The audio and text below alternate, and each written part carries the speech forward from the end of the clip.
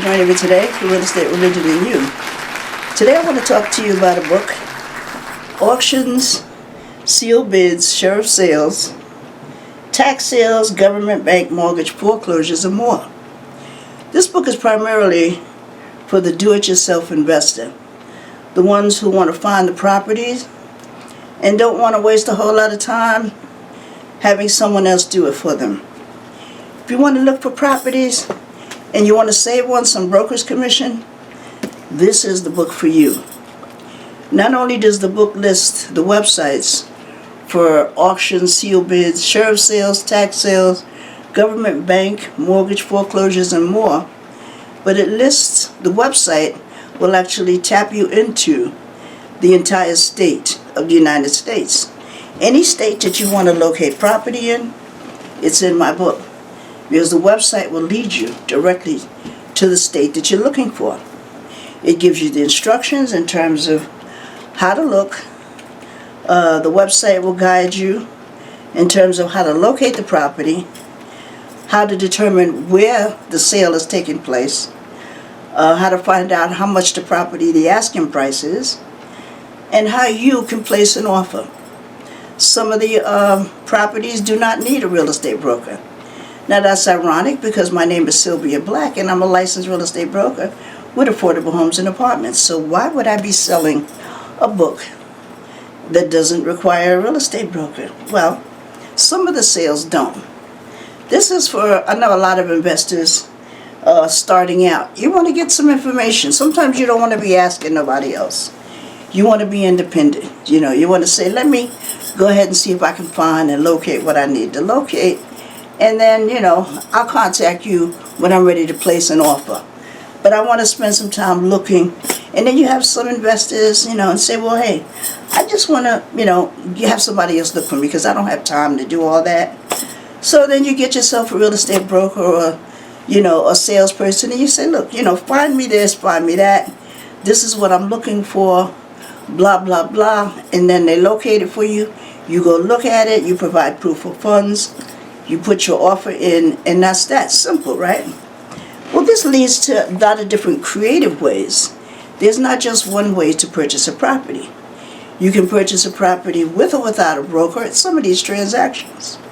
Some of them require a real estate broker, and some of them you should have one only because sometimes the real estate broker is more knowledgeable on the real estate terms and conditions than you may be.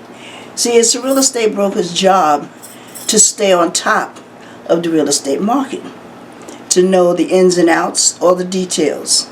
And one of the most important things when you're bidding, or I should say placing an offer on a property, is whether the property is negotiable. That's one of the most important things. Is that price a firm price, or is it flexible? At a $50,000 price, can I negotiate that? Can I maybe get it for $30,000? Not that I only have $30,000. I have $100,000, but I don't want to spend $50,000 on the property when maybe I can get it for $30,000. Ask and it shall be given unto you. Seek and you shall find. Knock, and the door shall be opened unto you. Everything is negotiable. Okay? And it doesn't hurt to ask. Sometimes when people don't ask, you realize after you purchased it at top value, oh man, I could have got that property so and so and so. See, because we as real estate brokers, we know what the market value is, and a lot of the different, the dollar amounts, financial management, okay? But this is the basic rule of a foreclosure. All of these properties pretty much are deemed foreclosures. Okay, that's what they become. And a foreclosure is a property where a family or an individual has lived in the property and they fail to pay the entire mortgage. So the foreclosure proceeding has begun. Now usually a foreclosure proceeding takes about 12 months, give or take a few months, right? But you have to be very careful in terms of how you handle it, because you have a lot of people who take advantage of people who are facing foreclosure. If you don't know the deal as a homeowner, that you're facing, for how much time you have, you're liable to fall for anything. Now, like I said, it takes 12 months for a foreclosure proceeding to commence. Okay, then you have to go to court and everything, and then there are legal actions that can be taken. Okay, usually it's just advisable that you have a lawyer. Okay, however, when speaking from the investor side, okay, let's say a house, the family bought the house $100,000. Let's say 30 years ago. Okay, 30 years ago, 10 years ago. Okay, and now they are 15 years ago. We're going to go halfway. They bought the house at $100,000 15 years ago. So now they owe, let's say, $70,000. Okay, and there's information about that I can talk to you. Why they owe $70,000? They've been living there for 15 years. They should only owe half. Well, I have an explanation for that, and I can tell you that. However, now you go in there. Now the property is listed for $70,000. Now, God forbid if the owner vacates the property, and now it's left open for vandals. The pipes are going to probably get stolen, and a whole bunch of other things before the house can be cleaned up, boarded up.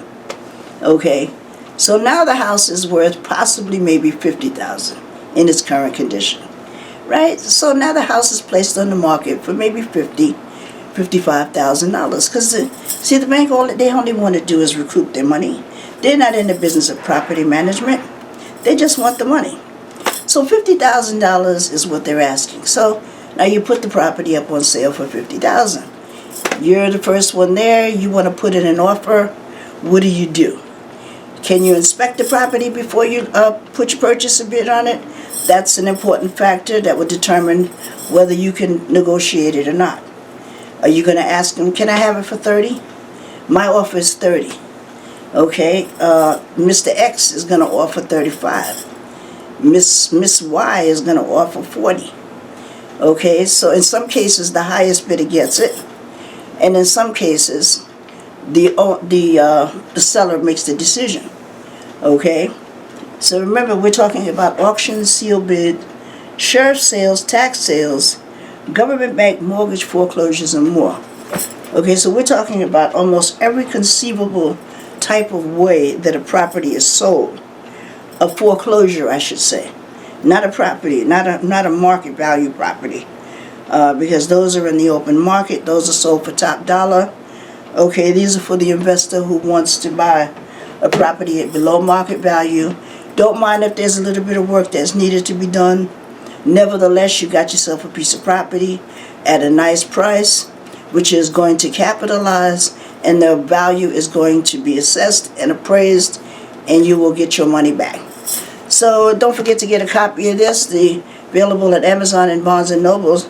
And just watch for my website and for some Zoom meetings. We're going to be doing some live streaming. But in the meantime, get yourself a copy of the book. Now, holla at the sister. Peace out.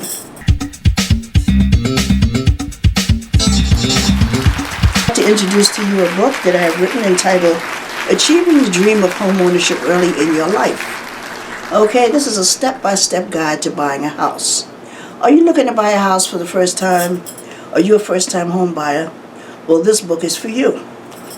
In this book, I talk about from beginning to end, from the conception of when you decide you want to buy a house, and that is determining if you're financially capable of doing so, okay, and if not, helping you on the way, till the actual getting the key and walking through the doors of your brand new home.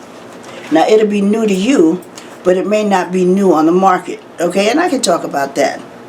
Okay, Achieving the Dream of Homeownership Early in Your Life, okay, a step-by-step guide to buying a house. Now, this book basically, one of the main things that I center on and focus on to guide you through step-by-step, I call it a home buying team. Home buying team. Okay, and a home buying team consists of everybody that's involved in the home buying process. From the real estate broker all the way to the person who you're going to need that's going to give you that key, that's going to help you so that you could open up the door to your brand new home. It's a wonderful feeling.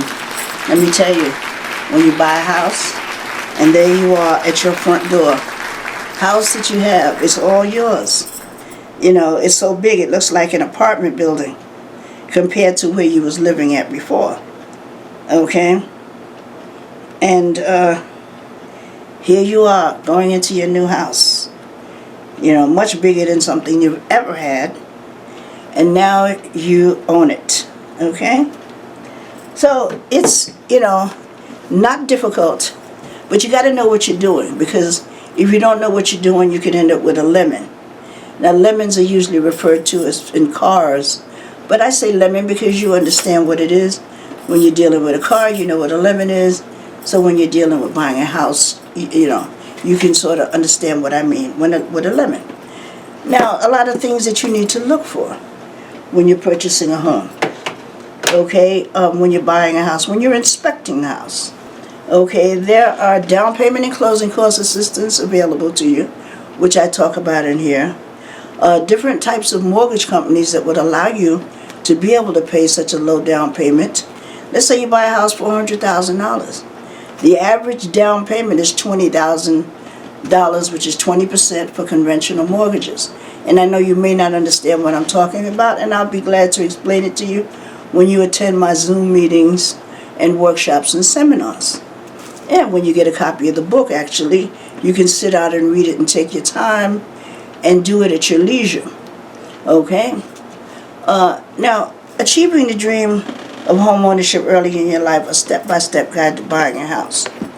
You know, you talk about the down payment and closing cost assistance, grant money that's available.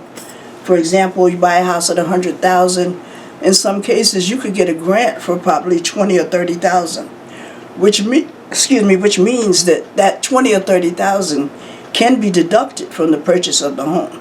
So you'll be paying a mortgage on $70,000, and you'll only have to put down a down payment in some cases of perhaps maybe 3%. With 3 times 7 is $2,100, plus any other closing costs, which can or may be actually wrapped up into the mortgage.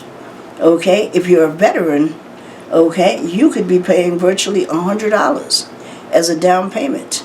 Okay, so veterans, you need to try to capitalize on buying a home, because there's a lot of opportunities for you. You served your country, so why shouldn't your country now serve you?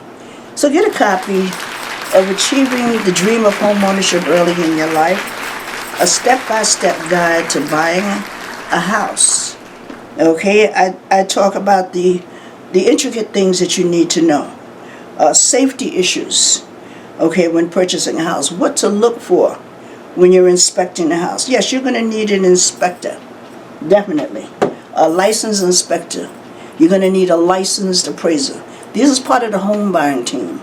Okay, you're going to need a real estate broker, licensed real estate broker.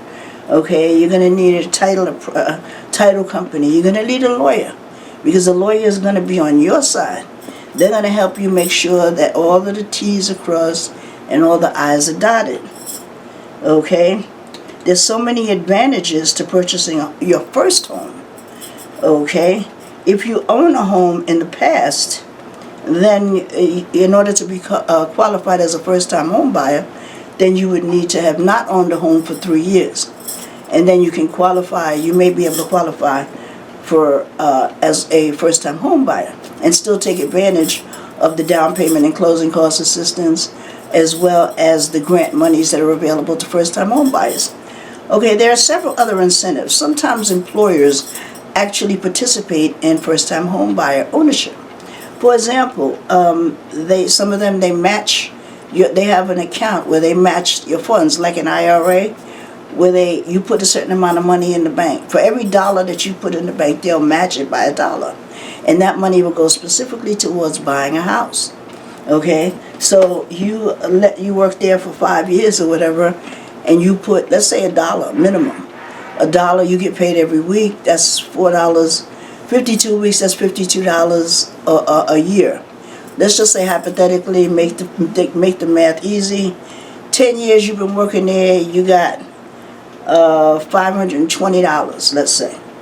Okay, now let's say the employer matches that dollar for dollar. So now you have $1,000 in the bank. Let's hypothetically, because more than likely it's going to be more than that.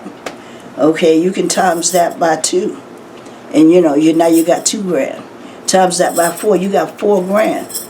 You put $5 in there every week. Okay, just imagine the possibilities. You could have as much as $10,000, $20,000. You're 5, they're 5. You're 10, they're 10. Okay? And it would probably only be good if you're still working there, in good standing, whatever the requirements of the employer. Sometimes the employers actually have incentives, okay, for you as a home buyer, okay, as an incentive, you'd be more productive on the job, to stay there longer, and what have you. So, first you have to determine whether you're financially ready to purchase, and we help you determine that. Okay, we give you a worksheet that you fill out. Okay, then we want to know how willing are you to maintain your home. Okay, because even though you're not going to have the maintenance crew coming in there to fix it like you do as a tenant, and you'll say, oh, so-and-so is broke, I need you to come fix it. Your house may be a mess, maintenance ain't going to come in there. But you're not going to be responsible for the maintenance of your home. If the furnace or what have you is not working, you're going to have to be responsible for that. And there's money available to help you. Just keep in mind, though, that the information that I provide you with is for informational purposes only. It is not to be construed as legal advice. I always suggest that you get yourself a lawyer. I remember the first time I was buying a house, and they told me, I said, get a lawyer. I don't need no lawyer. I can do this myself. And he insisted. He said, I suggest that you get a lawyer. And I was glad that I got a lawyer. Not that anything went wrong. It's just that I felt more secure in my purchase. This is a purchase, a lifetime purchase, you think. For me, it was my initial purchase because I purchased other properties after that. But praise God, some people, it's their only purchase. You know what I mean? And you think it might be your only purchase, but it could actually lead to you getting more houses. And then the more houses that you get, you say, hey, now I can live off of that. I can, make more money and, maybe retire early. So don't forget now, get a copy, Achieving the Dream of Homeownership Early in Your Life, a step-by-step guide to owning a home. Holla at the sister. Peace out.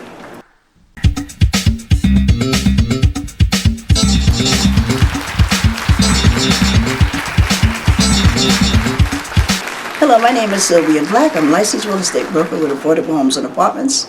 And I've written a book entitled Buy a Home with the Section 8 Homeownership Voucher. Now, anybody who's on Section 8 can participate in this program. Okay, but you have to have the actual voucher. There's 2 types of Section 8. There's a Section 8 where that's project-based, where you move into an apartment and you get a subsidy without the certificate. That's the project-based. Okay, and then there's the other one where there's the tenant-based, where you actually have the piece of paper and you get the apartment at a subsidy. Okay, more than likely it's has averaged out to be the tenant will pay 30%. I used to work for a landlord who structured his rent around the whole thing. Okay, so if the rent was $700, okay, and he knew he could get $1,000, he took $700 because this whole $700 would come from Section 8. And this way he wouldn't have to worry about where the other $300 was coming from. You would get a lesser expensive apartment. You'd definitely be able to pay your rent. And you have yourself a decent place to stay, and the landlord would get his money every month. Okay? Now, this book talks about what you have now, which you have what they call a housing choice voucher. That helps you subsidize your rent. This is called a home ownership voucher. Okay, which lets you subsidize your mortgage, just like you subsidize your rent. Although there's other strict things involved, yes. Okay, and this is provided for informational purposes only. Please don't hesitate to get yourself a lawyer, okay, because this is not to be construed as legal advice. I am a real estate broker, however, and I can guide you through the process, okay. Now this book it goes into detail, okay. And believe it or not, your landlord actually has a say-so in whether or not you qualify for the homeownership voucher. because they're the ones that know how you live. Okay, whether you keep the place clean, whether you paid your portion of the rent on time. Okay, what kind of tenant were you?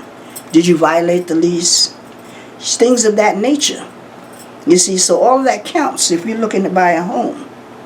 You're going to need to actually, be a model tenant.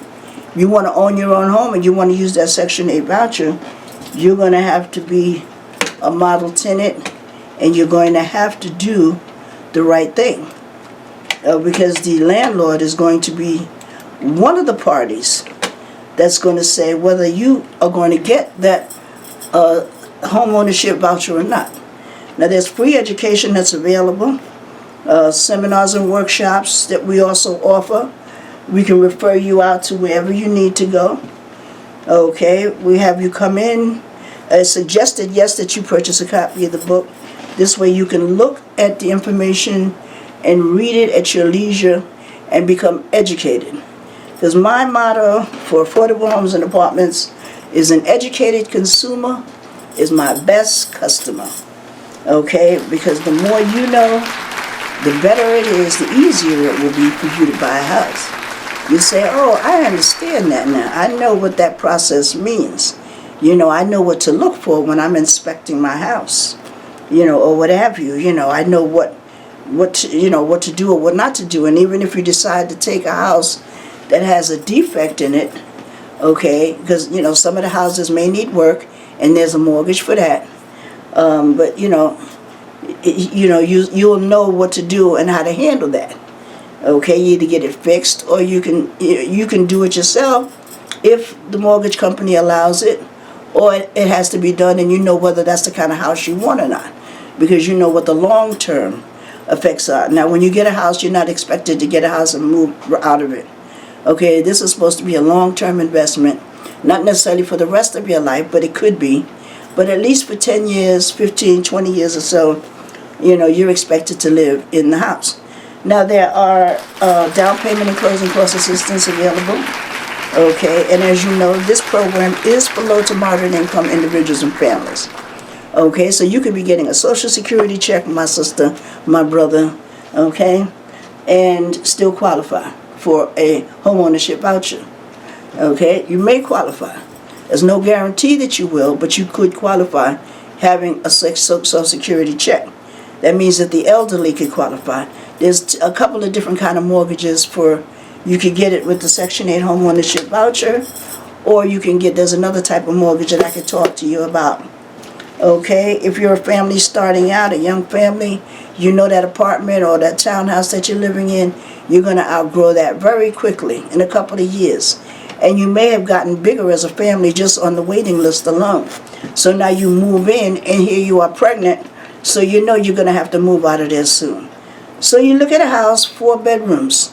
Got an attic, got a basement, and a regular, the 2 stories. The bedrooms upstairs, living room, dining room, kitchen, what have you, is on the first floor.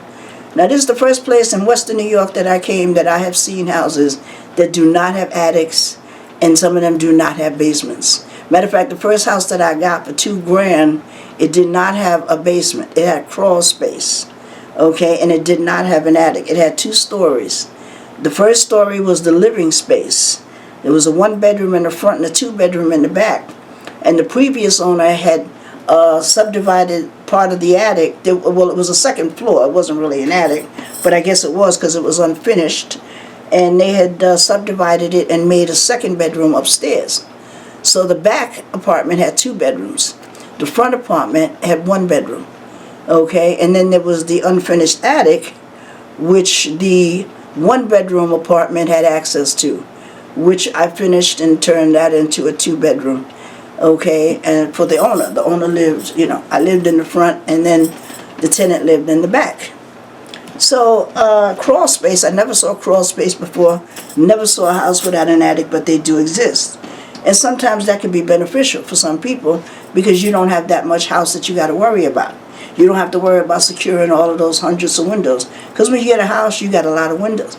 You got a lot of sun coming in those windows. It could be an advantage, or it could be a disadvantage, depending on what neighborhood you live in.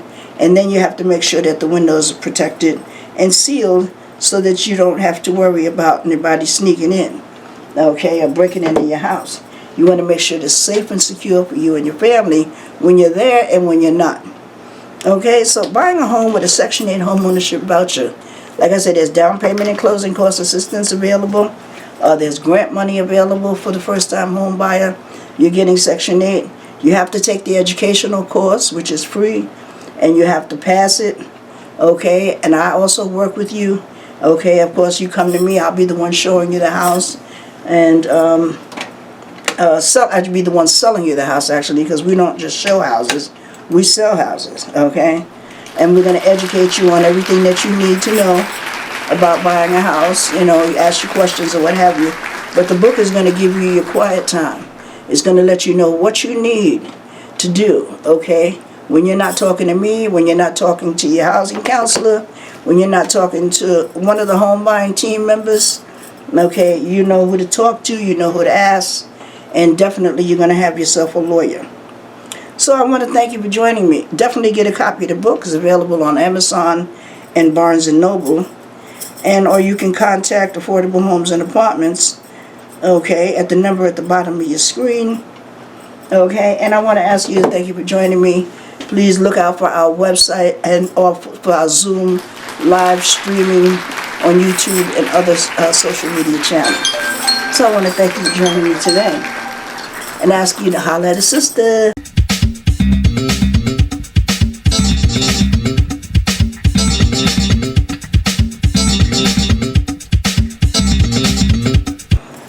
Auctions, sealed bids, sheriff sales, tax sales, government, bank, mortgage, foreclosures, and more.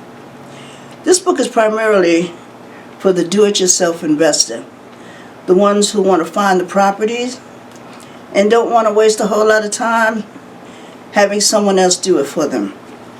If you want to look for properties and you want to save on some broker's commission, this is the book for you.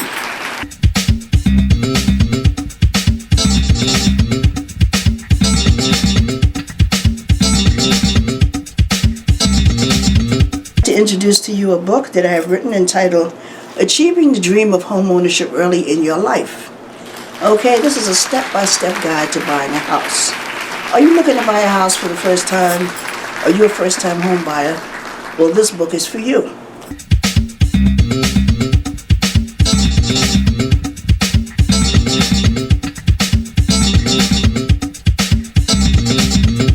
Hello, my name is Sylvia Black. I'm a licensed real estate broker with Affordable Homes and Apartments, and I've written a book entitled Buy a Home with the Section 8 Home Ownership Voucher. Now, you know, anybody who's on Section 8 can participate in this program, okay, but you have to have the actual voucher. There's two types of Section 8. There's a Section 8 where there's project-based, where you move into an apartment and you get a subsidy without the certificate. That's the project-based. Okay, and then there's the other one where there's the tenant-based, where you actually have the piece of paper and you get the apartment at a subsidy.